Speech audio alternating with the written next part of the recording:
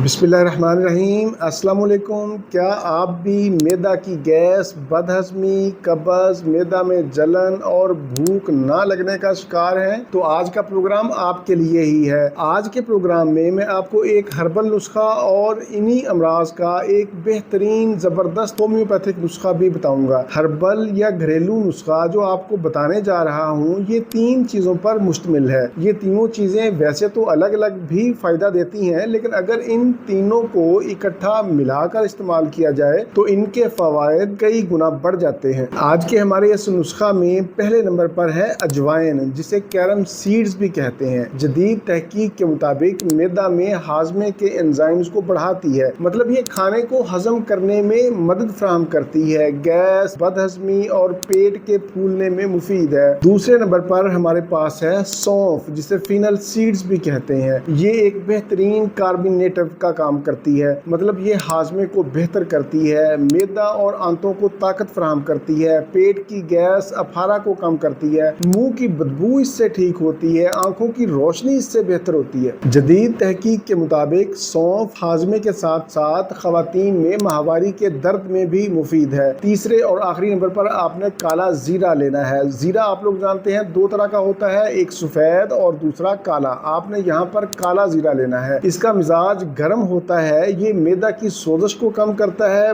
भूख बढ़ाता है, जिस्म से जहरीले मादों को खारिज करता है, मतलब ये डिटॉक्स का काम भी करता है। अब इसको बनाने का तरीका सुन लें। अजवाइन आपने 2 चम्मच लेनी है, सौंफ भी 2 चम्मच, काला जीरा 1 चम्मच, और अगर आप चाहें तो इसमें खाने वाला नमक भी आधा चम्मच शामिल कर सकते हैं। ये तो मिकदार इसकी मैंने चम्मच के हिसाब से बताई है। अगर आप ग्रामों के हिसाब से लेना चाहें तो अजवाइन 50 ग्राम, सौंफ 50 ग्राम, काला जीरा 25 ग्राम, और अगर नमक इसमें डालना चाहें तो वो 15 ग्राम। तीनों चीज़ों को, मतलब नमक के अलावा बाकी तीनों चीज़ों को हल्की आंच पर आपने ड्राई रोस्ट करना है। 2 से 3 मिनट हल्की हल्की आंच पर इसको रोस्ट करें। जब हल्की सी खुशबू आने लगे, मतलब इसको जलाना नहीं है आपने, जब हल्की सी खुशबू आने लगे तो चूल्हा बंद कर दें और इसको ठंडा होने दें। ठंडा होने पर इसको पाउडर बना लें, इसको पीस लें, और फिर बाद में आप अगर इसमें शामिल करना चाहें तो खाने वाला नमक भी शामिल कर सकते हैं। इसको आपने आधा चम्मच चाय वाला दिन में 2 मरतबा सुबह शाम इस्तेमाल करना है, और खाने के 30 मिनट के बाद पानी के साथ इस्तेमाल करना है। आज के हमारे इस नुस्खा को ऐसे तमाम लोग इस्तेमाल कर सकते हैं जिनके मैदा में गैस बनती है, अफारा,